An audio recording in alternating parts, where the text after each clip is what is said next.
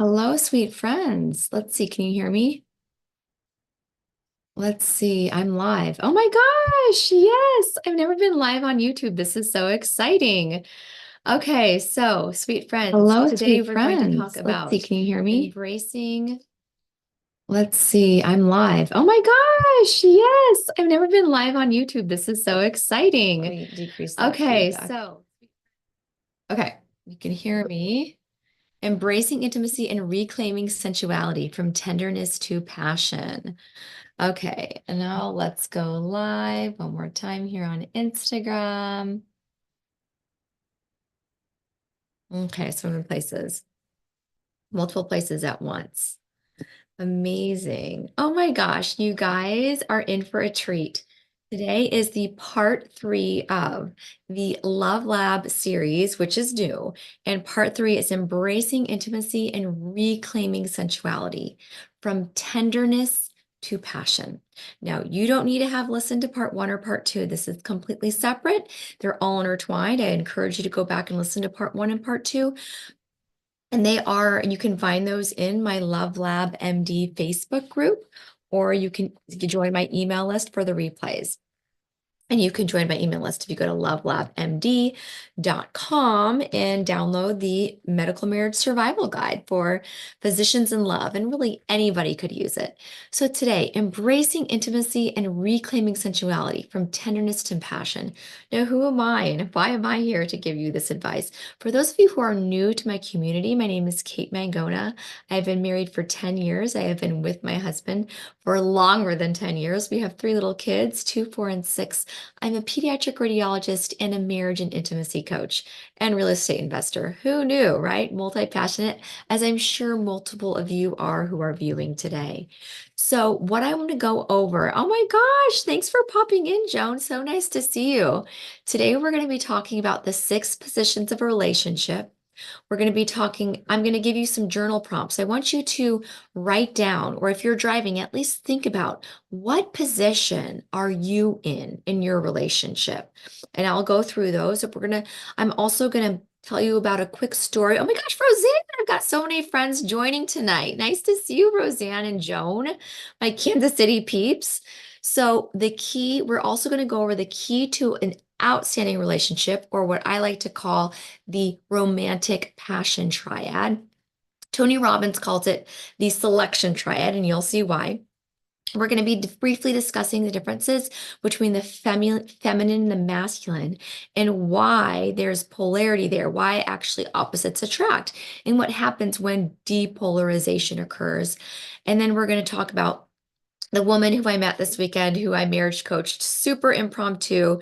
She said it was totally meant to be. This is what fills my cup. This is what like just lights my heart on fire is when I meet these random people and they're like, there's a reason I'm meeting you. Okay, so the 6 positions of a relationship. Now, the first position of a relationship is magnificent relationship, a magnificent relationship with love and connection. Your relationship is bursting. Now, you can still have some conflicts, you can still have some arguments, but you are in love with who you are with you are married to or your boyfriend. You are in love, and there is passion. The sparks fly in the bedroom. There's passion when you go out on dates. There's passion with trips, and you may have kids or not. You may have a career or not. There is passion, my friends. That's position one. Position two is a relationship with love, but with little to no passion. Now, this is very common. This is extremely common with people my age who have multiple children, who have a career they're focused on, or their husband has a career they're focused on, and they feel like they just have little time for each other. And things have just kind of been status quo, and nobody's really wooing each other anymore. You're not really dating anymore, but you're in love. You're not seeing anybody else. You're not thinking about seeing anybody else. You're in love. There's just a little bit lack of luster there. That's position two. Position three is there is a relationship, but there is no love and there is not much passion. And I don't mean to say no love. There's just very little love. It's like you're in a loveless relationship. And it may be you're doing a home renovation and you've gotten into multiple conflicts and you've decided to move into separate rooms for the time being, if you know what I mean. If you know what I mean. Now, not everybody knows what I mean. So you're living in separate rooms. You're getting on each other's nerves constantly. You're not cuddling. You're not connecting on a daily basis. And you're just pretty much tolerating each other, hoping things are going to get better, hoping the other one's going to change, hoping that he or she stops making decisions about the house that you don't agree with. They're changing their mind all the time. So that's number 3. Position number 4 is when you are planning your escape. You're ready to get out of there. Okay. Your bags are packed. Your passport is checked, is not expired. You've checked it. Okay. Unlike my passport, which I don't have at the moment. And yeah, but you're ready. You're ready to go. You're ready to hop on that plane, that bus, that train, and sayonara. You're just waiting for the right moment. You're waiting for the right argument. You're waiting for the right Prince Charming on their horse to come sweep you away and be like, this is what I've been waiting for.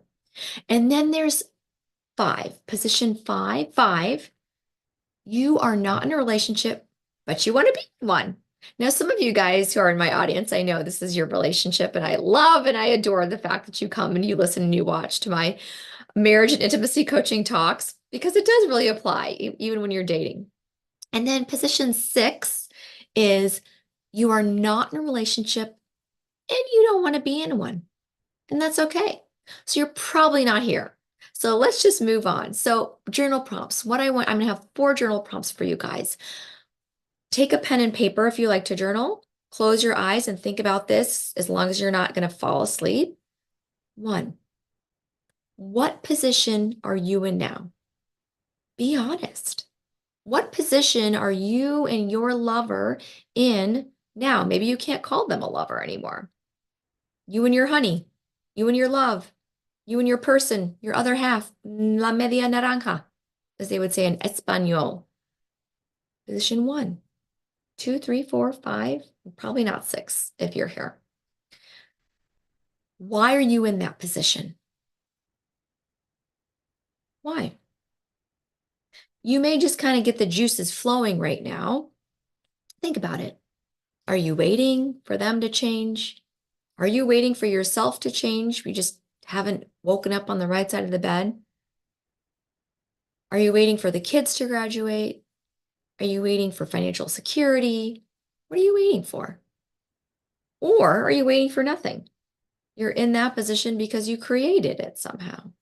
Or maybe you think they created it at this point. Number 3, what position are you committed to being in?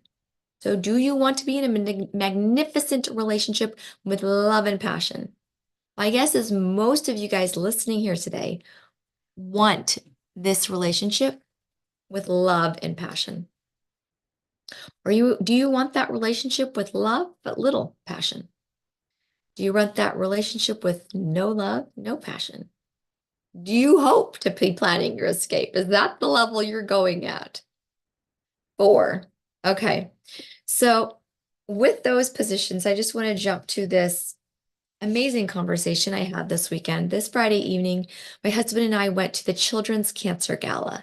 Now, we go here in Dallas every single year. We haven't missed it except for when they didn't have it during the first year of COVID. We have gone every year for about 7 years. And we are tied into the Dallas cancer community. My husband is a pediatric radiation oncologist, so his work usually sponsors a table, and then my husband's in charge of inviting people from his work or from my hospital, Dallas Children's, with the people who work in the cancer with cancer patients. And then as a pediatric radiologist, I read a lot of the images for these patients. So we go to this cancer gala. He invites several people from his work, a couple people from my workplace, and we're hanging out. We had just finished taking pictures with, you may not know these names. I'm gonna name drop right now. Dak Prescott, Trey Atkins, I think that's his name. Guys, I don't really know football. Nikki Hilton. Now I do know Nikki Hilton. She came with her mother, the sister of Paris Hilton and their mother. Stacy Benday, the founder and CEO of Alice and Olivia Fashion, um, along with multiple other Dallas famous socialite people. Dak Prescott's the quarterback for the Cowboys. I do know that. I think he is. Anyway, so we had been in the VIP room because we, like I said, we sponsored that table.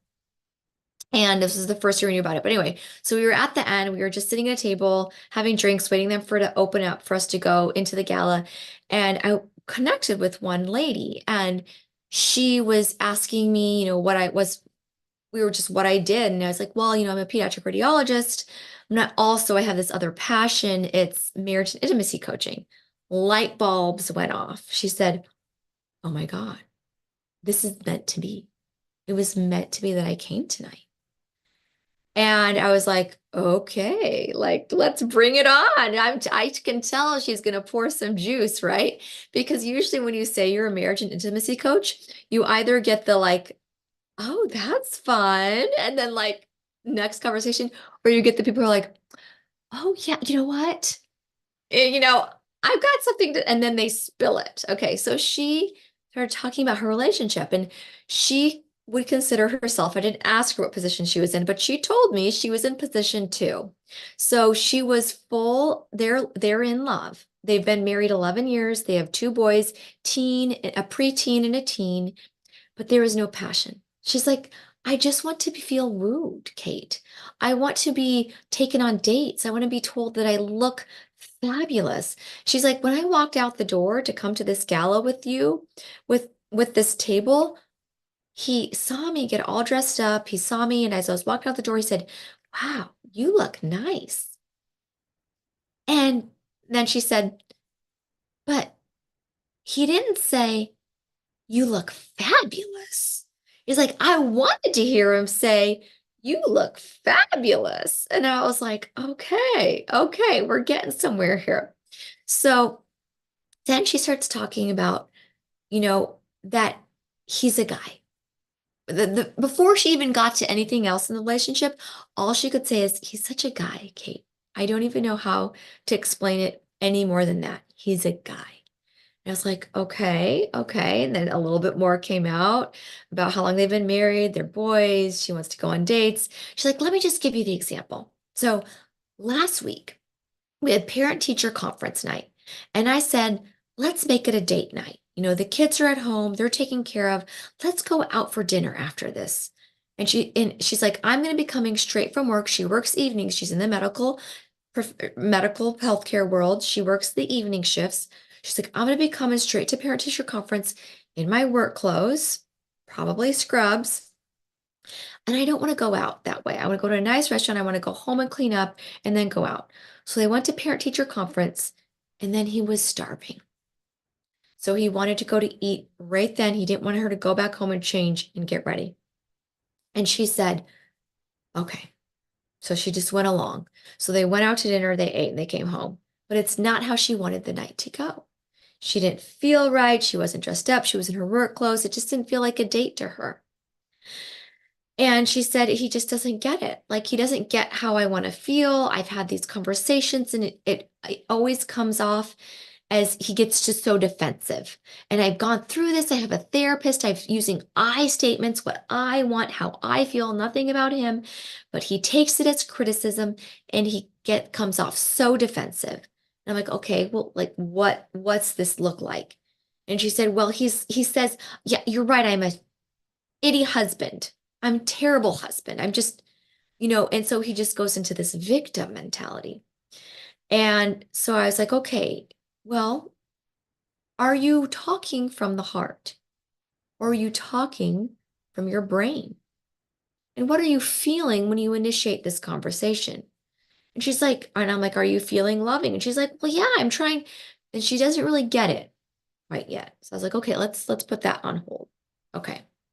So then we have a 30-minute conversation, and I bring up the three C's and the three U's. And I know I've taught you this before, but if for a reminder, what are the three C's? The three C's define the masculinity and what they do not want. And when they do get these three C's thrown in their face, intimacy breaks down. Why does intimacy breaks down? Because polarity of the relationship is thrown off. In the woman, she wants these three U's. And when she doesn't get it, the polarity, depolarization, intimacy breaks down. So the three C's are criticism, control, and closed off too. So anytime they feel criticized, and believe me, her husband is feeling criticized, and every time they're feeling controlled, like they can't make their own decisions, they're not independent, everything they do has to be micromanaged. Polarity, depolarization. And then three, closed off to. Whenever their feminine counterpart in the relationship stops talking to them, stops sharing, stops being vulnerable, just shuts down, maybe passive aggressive even, completely throws off their masculinity. You've got two masculines in the relationship now. And that is okay in a same-sex marriage, okay, when you have two masculines, but usually one of those masculines is more feminine than masculine, even if they're the same-sex marriage. I'm talking about heterosexual relationships right now. So the masculine and the feminine go off kilter, and it's overwhelming. It's just too overwhelming. It's too much masculine. So if you go to the feminine, the three U's, what is a woman? What does the feminine really want at her core? She wants to be seen and heard. She wants to be understood, and she wants to be safe. So she doesn't want to be unseen or unheard. She doesn't want to be misunderstood or ununderstood, even though that's not really a word. She doesn't want to feel unsafe. And take any of those away, again, depolarization occurs. And there's a lot of confusion when there's too much femininity from both sides in the relationship. So I'm going to talk next a little bit about the keys to an outstanding relationship as defined by the romantic passion, our passionate romance triad, which is a concept. And a lot of these concepts I'm talking about are shared with us by Tony Robbins, who's an amazing relationship coach. He's a motivational coach. He's pretty much an everything coach. He's had years of experience. I don't even know how old he is, but he shared this concepts of masculine femininity, the keys to an outstanding relationship. And these have actually worked for years for lots of different couples, thousands of couples. So the key to an outstanding relationship, I'm going to share with you the three, and we'll go into a little bit more detail. And we go into a lot more detail inside my actual group coaching program, Love Lab ND. So if you want to sign up for that, we're going to be launching that next month. Please let me know. I'll get you early access, and you will start receiving, you'll actually get, you'll get a discount if you want to join and get on my wait list now. But let's go back to the key to the outstanding relationship. So the first part of this triad is can do.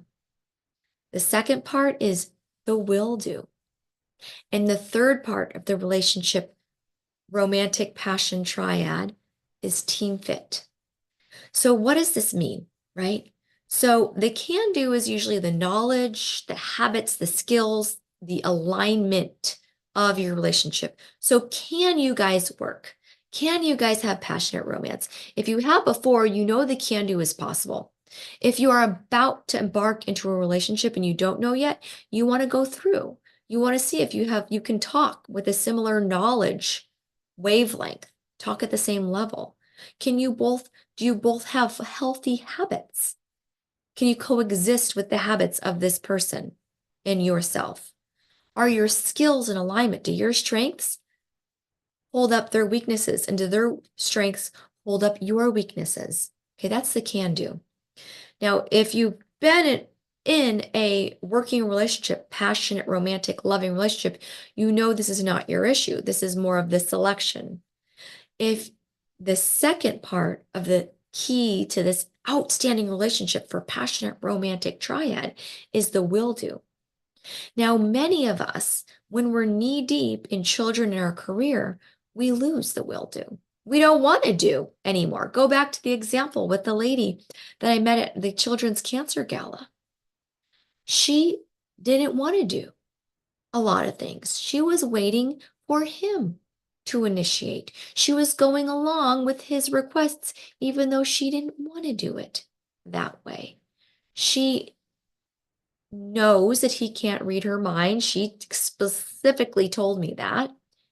Yet, she still wants things done. She wants to be wooed. She wants to be taken out. She wants to be told she's gorgeous and looks fabulous. Yet, she doesn't want to take the initiative to own the frame of the relationship. So the will do. Now, what does that mean? Your will do is when your natural behavior is rewarded by the demands of the relationship. So the key is, can you program your natural behavior? Are you willing to create new healthy habits that feed into the demands of the relationship that then reward each other and their relationship? The relationship moves each person towards their personal goals. So when you have a strong, passionate, loving relationship, the relationship doesn't hold you back. It doesn't weigh you down. We go much more in depth about the can do and the will do in Love Lab MD. So what's number three? Number three of the key to outstanding relationship selection triad or romantic passion triad is the team fit. And this has more to do with your six core human needs. Now, we're not going to go over the six core human needs now because that would take me a whole hour. And again, we do that inside the Love Lab MD coaching program. But if you've studied psychology at all, you know Maslow's hierarchy. Okay, there is a core human needs to be safe, to be secure, to be loved. Okay, so we have these six core human needs that Tony Robbins outlines, and there's a couple more if you go, depending on which thought leader you follow. So you have to share one of your top two human needs with this other person you've chosen to be your romantic partner, your intimate partner. And when that is shifted or not in alignment, you don't make a good team fit. So this is key. Okay, and these things can shift over time. Oftentimes they're at our core, they're how we grew up, they're who we are. Now, we do have the ability to shift and change and mold and grow as we age. That has to come from within. And this is what we talk about. We talk about identity shifts in Love Love MD coaching program. And we talk about the six core human needs, the spheres of influence. But let's go back to the story of this healthcare worker who's working evening shifts, coming home late, waiting for her spouse to sit with her, cuddle with her, watch TV with her. It's not happening. She's getting upset, but she's not voicing her heart. She's coming at it. And so after about 30 minutes of discussing with her, she starts to have a little bit of light bulbs go off in her head. And she says to me, Kate, this is a light bulb moment. She's like, after talking with you, I've discovered I am approaching these conversations with frustration. Even though I'm using the I statements, I'm coming into the conversation with frustration, not with love. Well, when you bring the energy of frustration into the room, of course, things are going to get all thrown off. And what you're going to get is the frustrated results, a frustrated relationship. So she was so excited. She's like, I'm going to go home and I'm try this out. I'm going to get into my heart. She's going to do whatever it takes. We went over a couple techniques that she could use. We went over a couple things, ways to pause when she felt herself slipping back into frustration instead of from her heart. She's got to figure out what that core emotion is to her. And she decided she was going to be the orchestrator of her own dreams and her own desires, pick their relationship back up, and create the passionate romance she wanted. So the key takeaways for creating intimacy, not only creating, but embracing the intimacy and reclaiming the sensuality, is from tenderness to passion. And keep in mind, you don't start from living in separate rooms to all of a sudden rock star knocking it out of the sheets, right? There's a certain tenderness you approach things with, which is why it's called from tenderness to passion. So you have to start tender, soft, Experiment, which is why we're Love Lab MD. Figure out what works, okay? And then the passion comes and takes over. So number one, key takeaways, key takeaways to this talk is number one, the most important part of passionate romance is to become the person you want to be married to. We go much more in depth of how to become this person. But can you imagine if you were the person you wanted to be attracted to, how much that would help your marriage, your relationship exponentially? Number two, key takeaway. People don't change. Your spouse is not changing. If you feed into the same cycle of normal, right? You get into the same conflicts, you get to the same argument, you respond the same way you responded yesterday or last week. You come with frustration, they come with victim, and then you get frustrated even more. And now you're angry, and now they're even more angry. Yep. If you show up the same way, then they're not going to change. And when you know who you are in a relationship with, you have the ability to step up to the plate. So know who you're in a relationship with. Okay. Know them, understand them, look from their point of view. Do you have the ability to step up at the plate? And do they have the ability? Are they able to respond with your micro shifts? Okay. Did they before? Were they different when you first dated without all the pressures of children and career that you're placing upon yourself? If so, who were you then? Go back to her. Who was she? Right? Because number one, right, is becoming that person that you want to be married to. You got to be that person. Who were you then? And then third takeaway, if you are in a relationship with the right person for you, not the right person for somebody else, not your only and one true soulmate, and they have to be a certain way, but they're just the right person for you. And there's still a lack of passion, romance, or intimacy. You have the ability to reignite the flames. You have the starter kit. You have the matches. You have the flame starter. What do you call it? The liquid that you pour on the fire. You have this, and you can do it with very, very simple mindset shifts and subtle heart space changes. You can do it. You can do it just like that person at the Children's Cancer Gala plans to do it this week. Much like many of my clients have done it after working through the Love Lab MD core principles. We used to be called Medicine, Marriage, and Money. Now we're the Love Lab MD. So I've been teaching these core principles that I have gathered from multiple very well-known resources: Tony Robbins, the Gottman Institute, the Life Coach School, Allison Armstrong, Come As You Are. Lot of different books, programs, all culminating into the program that is Love Lab MD, which is an 8-week online coaching program where we get together once a week with me for group coaching. If you've never experienced the power of group coaching, you know, well, if you've never done it, you don't know. But if you have, you know the power.